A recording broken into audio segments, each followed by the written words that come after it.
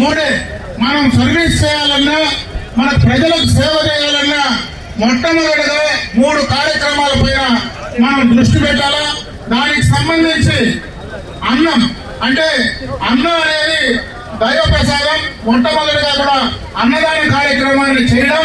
అదేవిధంగా విద్యకు సంబంధించి ఏదైతే విద్యకు సంబంధించినటువంటి ఆలోచన చేసి అందరినీ విద్యావంతులు చేస్తే అందరూ కూడా బాగుంటారనేటువంటి ఆలోచన. అందరూ ఆరోగ్యంగా ఉండాలంటే ఆరోగ్యానికి సంబంధించినటువంటి హాస్పిటల్స్ అన్ని కూడా వారికి సంబంధించిన నిర్మించాలనేటువంటి ఒక మంచి ఆలోచన ఆ రోజు పెద్దలు పాల్గొనాల స్వామి గారు చెప్పినటువంటి అడుగు జాడల్లో ఈ రోజు డాక్టర్ నిర్మలానంద స్వామి గారు ఆ కార్యక్రమాన్ని పూర్తిగా చేస్తా ఉన్నారు.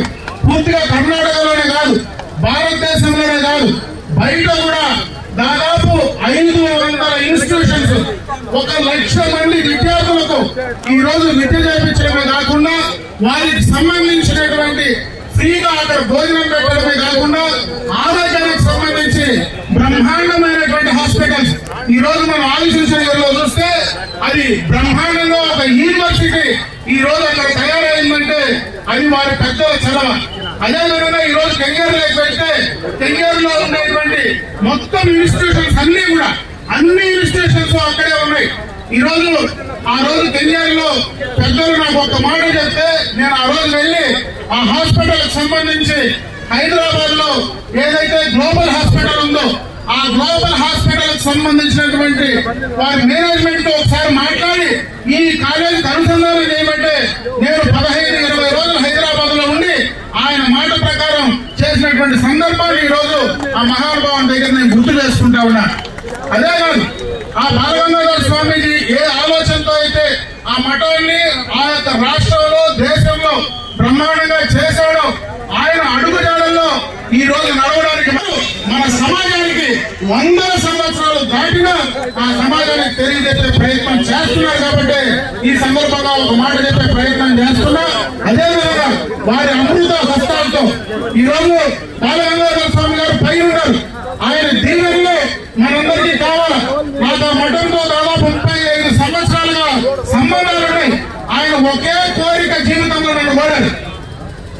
రెడ్డి ನಾನು ಆಂಧ್ರದಲ್ಲಿ ಅದನ್ನು ತಿರುಪತಿಯಲ್ಲಿ ಒಂದು ಇನ್ಸ್ಟಿಟ್ಯೂಷನ್ ಮಾಡಬೇಕಂತ ನನಗಿದೆ, ಸ್ವಲ್ಪ ನನಗೆ ಲ್ಯಾಂಡ್ ಕೊಡಿಸಿ ಅಂತ చెప్పిన తర్వాత నేను ఆ రోజు శాసనసభ్యుడిగా ప్రతిపక్ష శాసనసభ్యుడిగా 3 దఫాలు ఉన్నా. 2004, 9, 14 కూడా ఉన్నా. ఆ రోజు ఆయన బతికిన రోజులు నేను ప్రైవేట్ ల్యాండ్ పొందాలని చూస్తే ఆ రోజు చేయలేకపోయా.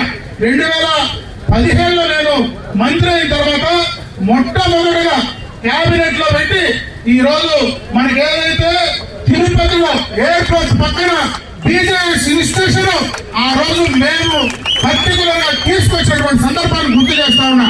ఆ రోజు మా ముఖ్యమంత్రి గారు అడిగారు, నువ్వేందో బీజేఎస్ అంటే ఉన్నావు, బీజేఎస్ అనేది ఏంటి అసలు?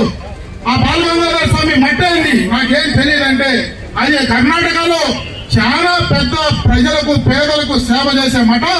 ఈ రోజు ఒక వక్కలగిరిలే కాదు, అందరికీ కూడా ఆ యొక్క ఇన్స్టిట్యూషన్ లో చదువు చెప్పి పిల్లలను తయారు చేసి భవిష్యత్తులో వాళ్లకు అన్నము, చదువు, ఆరోగ్యం ఇచ్చేదానికి బాలగంగాధర స్వామి గారు ముందుకు ఉన్నారు. కాబట్టి దాన్ని చేసే ప్రయత్నంలో భాగంగా ఈ రోజు మనం కేబినెట్ లో క్లియర్ చేసి ఇవ్వాలంటే ఈ రోజు బ్రహ్మాండంగా కూడా కాలేజీ తయారైనటువంటి సందర్భాన్ని చెప్తా ఉన్నా. ఎప్పుడైనా మీరు ఎయిర్పోర్ట్ పోతే ఎయిర్పోర్ట్ పక్కనే బ్రహ్మాండంగా ఇన్స్టిట్యూషన్ కూడా మన రాష్ట్రంలో మొట్టమొదటిగా తిరుపతిలో నా ఇన్స్టిట్యూషన్ జరిగింది.